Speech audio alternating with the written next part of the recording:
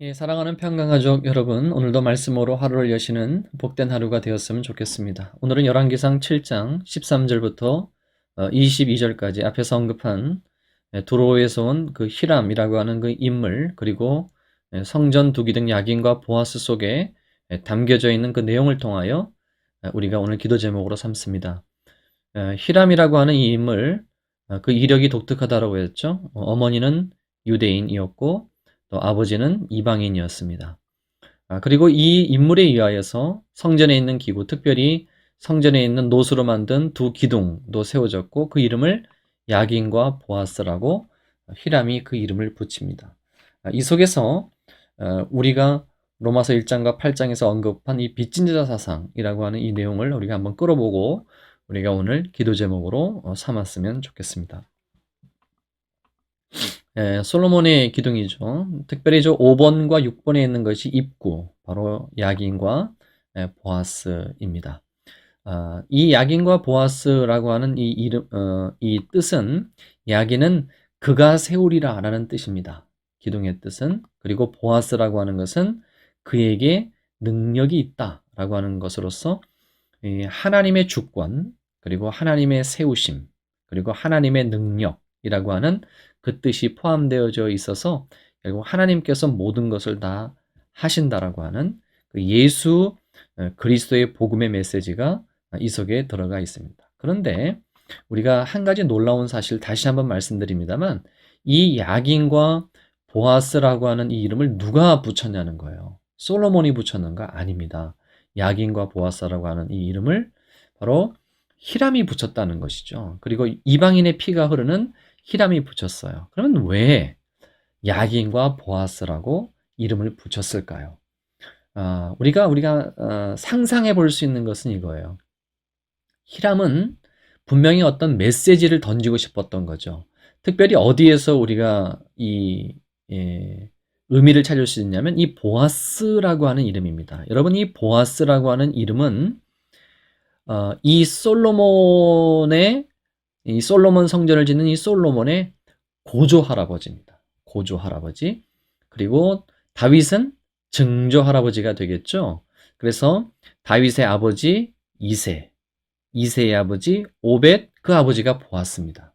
이 보아스는 우리가 너무나도 잘 아는 성경 룻기의 그 룻의 남편이기도 하죠. 다시 말하면 보아스는 이름의 뜻이 유력자, 그에게 능력이 있다는 뜻이 보아스미 같은 단어입니다. 히람이 바로 이 앞에 있었던 이 보아스라고 하는 인물을 사용한 것은 보아스의 아내가 바로 룻이고 그 룻이 바로 모함 여인, 이방 여인이었고 또 과부지 않았습니까? 그런 의미에서 히람은 자신의 처지와 너무나 비슷했어요. 그럼에도 불구하고 이 모함 여인이었던 이 룻이 다윗의 왕조의 또한 증조 할머니로, 그리고 하나님의 역사에 그 반열에 들어오지 않습니까? 히람도 바로 그런 꿈과 비전을 갖는 거죠.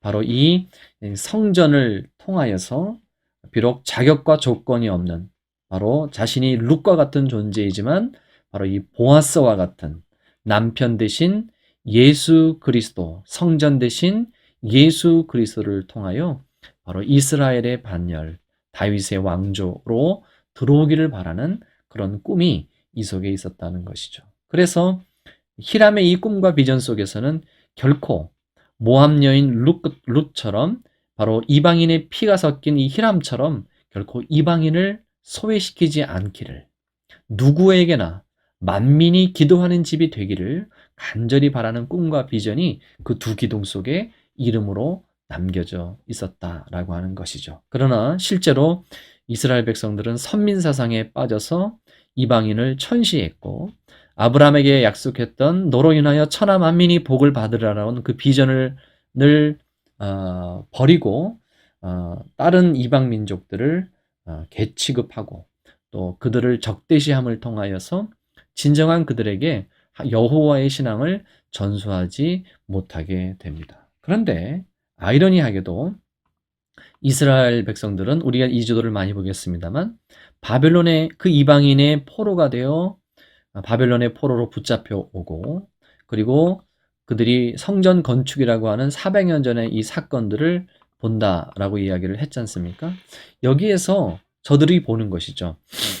왜 성전이 기둥이 왜 히람에 의해서 지어졌을까? 왜 그 이름이 야긴과 보아스일까? 그 보아스라고 하는 이름 속에서 룻을 발견하게 되고 그 속에서 이방인을 품었어야 할 책임, 그리고 그 성전을 통하여 만민이 기도하는 집이 됐었어야 했는데 그러지 못했던 책임을 보면서 오히려 이 성전 파괴와 바벨론의 포로를 오히려 긍정적으로 보는 면이 있다는 거죠. 어떤 면이죠?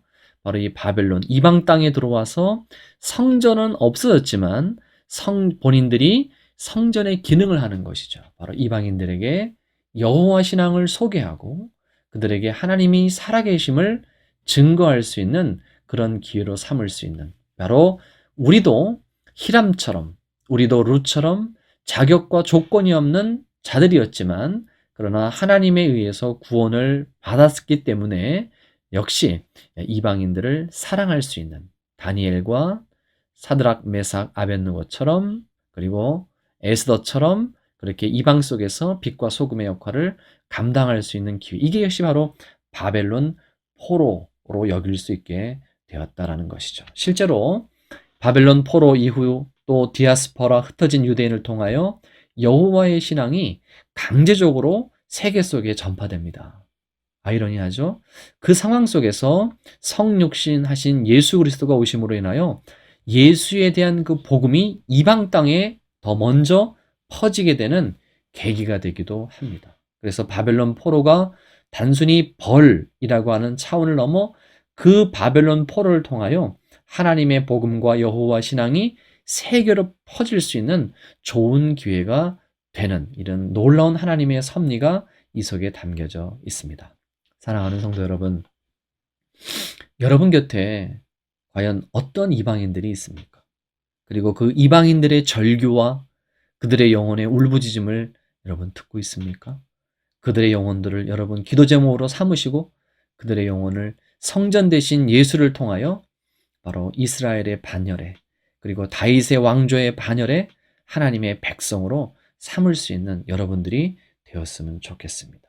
그런 빛과 소금의 역할을 감당할 때 특별히 빚진 자의 마음으로, 우리도 역시 자격 없는 자가 그리 되었으니 우리가 아무런 조건과 그리고 아무런 대가 없이 사랑으로 복음을 전하는 우리가 되었으면 좋겠습니다. 샬롬.